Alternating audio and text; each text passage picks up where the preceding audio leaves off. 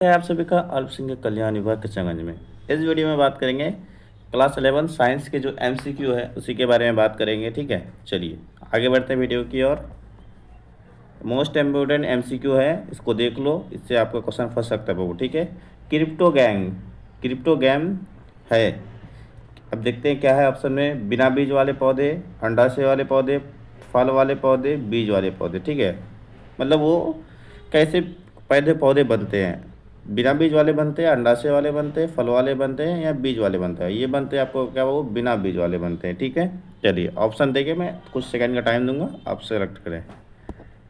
Next question की ओर चलते हैं। आनुवांशिकता के जनक कौन है? आनुवांशिकता के जनक कौन सा है? Charles Darwin, Robert Hooke, Gregor Johann Mendel, James Watson. आनुवांशिकता के जनक कौन है? आनुवांशिकता के जनक जो है ग्रेगर जोहान मेंडल है। ग्रेगर जोहान मेंडल है। ठीक है, चलिए नेक्स्ट क्वेश्चन की ओर मूव करते हैं। अष्टक का नियम किस तत्व तक लागू पाया गया है? कोबाल्ट पर। एक बार और पढ़ लेते हैं। अष्टक का नियम किस तत्व तक लागू पाया जा गया है? कोबाल्ट पर, पोटेशियम पर, कैल्शियम, ऑक्सीजन। किस पर लागू पाया गया है बाबू? कैल्शियम पर। किस पर लागू पाया गया है आपका अष्टक का नियम? कैल्शियम पर लागू पाया गया है। चलिए क्वेश्चन नंबर 49 की ओर चलते हैं। ओजोन परत में छेद होने के कारण मानव शरीर का कौन सा भाग सबसे ज़्यादा प्रभावित होता है? मतलब ओजोन परत में जो छेद होता है उसके कारण मानव शरीर का कौन सा भाग सबसे ज़्यादा प्रभावित होता है? हृदय, त्वचा, दिमाग, किडनी। ओजोन परत जो आपका जो है लेयर है, लेयर के प्रभावित होने से सबसे पहले कौन सा इफेक्ट सबसे पहले होगा? सबसे पहले होगा आपका जो है त्वचा पर गिरेगा, इसलिए यहाँ सही ऑप्शन क्या हो जाएगा आपका? त्वचा हो जाएगा। चलिए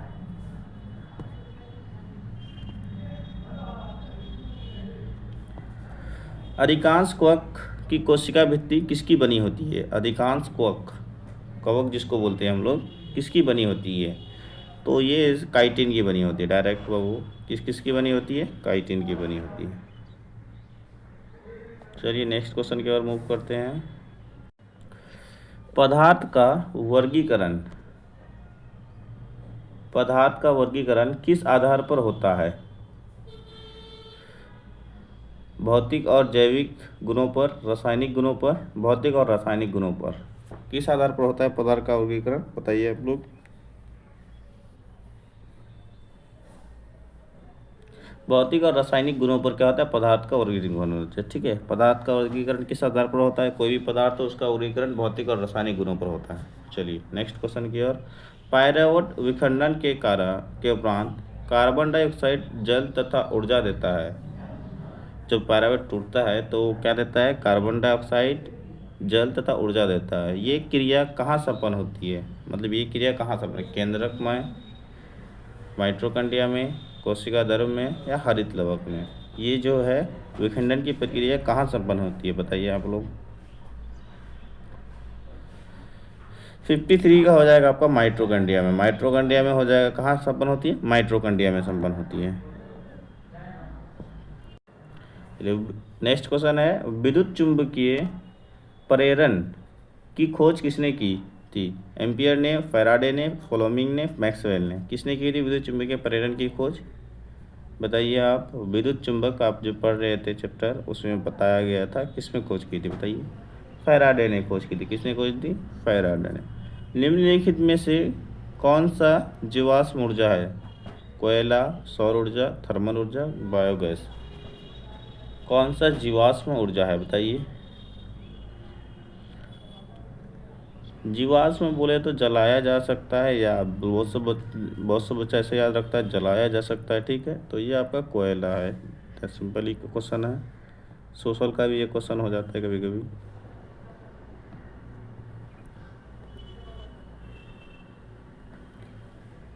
समुद्र तल की गहराई ज्ञात करने के लिए समुद्री जहाज में किस विशेष तकनीक का उपयोग किया जाता है? समुद्र की गहराई मापने के लिए किसका उपयोग किया जाता है? प्रतिध्वनि, सोनार, लेजर, अनुरणन। किसका यूज करते हैं?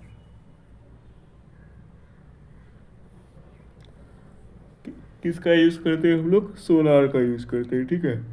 सोनार से क्या किया जाता है?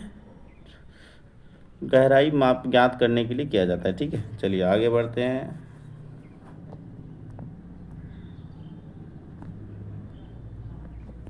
निम्नलिखित में से किसे एक मृत यांत्रिक ऊतक माना जा सकता है? एरेनकाइमा, पैरेनकाइमा, स्क्लेरेनकाइमा, कोलेनकाइमा, ठीक है। मृत यांत्रिक ऊतक माना जा सकता है, किसको माना जा सकता है बताइए आप लोग? तो क्या हो जाएगा? स्क्लेरेनकाइमा को मृत ऊतक माना जा सकता है। एमीटर को विद्युत परिपथ में किस क्रम में जोड़ा जाता है? समांतर क्रम में, श्रेणी क्रम में, दोनों में, इनमें से कोई नहीं। बताइए आप लोग। एमीटर को विद्युत परिपथ में किस क्रम में जोड़ा जाता है? समांतर क्रम में, श्रेणी क्रम में, दोनों में, या इनमें से कोई नहीं? आपका क्या हो जाएगा? एमीटर को श्रेणी क्रम में जोड़ा जाता है। किस क्रम में जाता है? श्रेणी क्रम में। चलिए आगे बढ़ते हैं बाबू।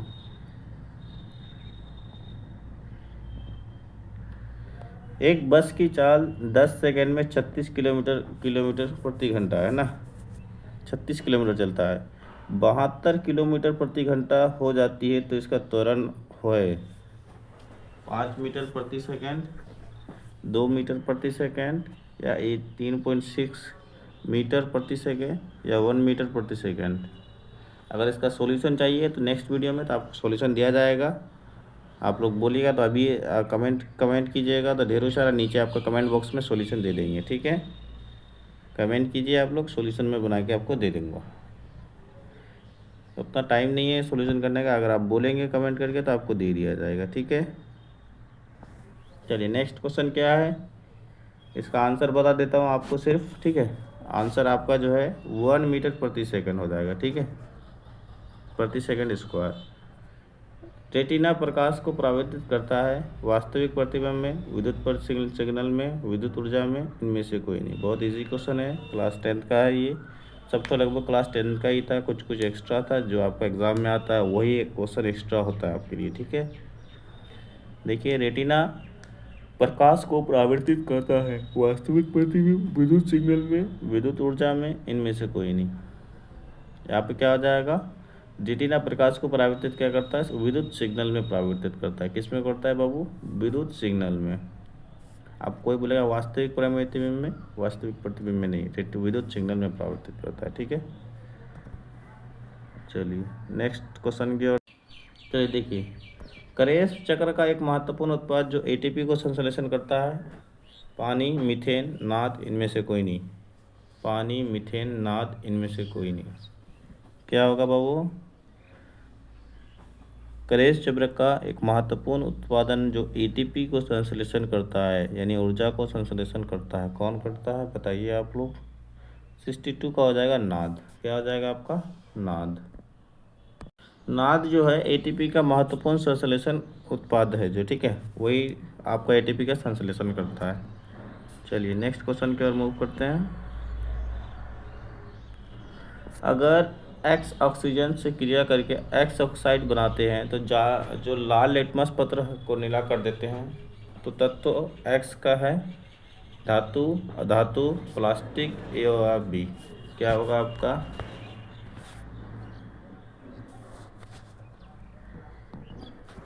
क्वेश्चन को फिर समझो। अगर कोई एक्स ऑक्सीजन है ना, से क्रिया करके क्या करता है? आपका एक्स ऑक्साइड बना देता है और जो लाल लिटमस पत्र को नीला कर देता है तो तत्व होगा आपका धातु ही होगा, ठीक है। क्वेश्चन क्या है? क्वेश्चन को समझो। जो लाल लिटमस पत्र को नीला कर देता है तो वो क्षारीय ऑक्साइड होता है। कौन सा ऑक्साइड होता है? क्षारीय ऑक्साइड होता है। तो इसलिए अब यहाँ पे तो आपका जो लाल लिटमस तो वो किस में होता है? धातु में होता है। क्षारीय ऑक्साइड किस में होता है? धातु में। इसलिए यहाँ पे सही ऑप्शन क्या हो जाएगा आपका? धातु हो जाएगा। क्षारीय ऑक्साइड किस में होता है? धातु में होता है। चलिए आगे बढ़ते हैं। किसानों द्वारा फसल का उपयोग किसकी वृद्धि हेतु किया जाता है? तो ये हो जाएगा सिंपली मृदा उर्वरता हेतु किया जाता है। चलिए ठीक है, नेक्स्ट क्वेश्चन की ओर बढ़ते हैं।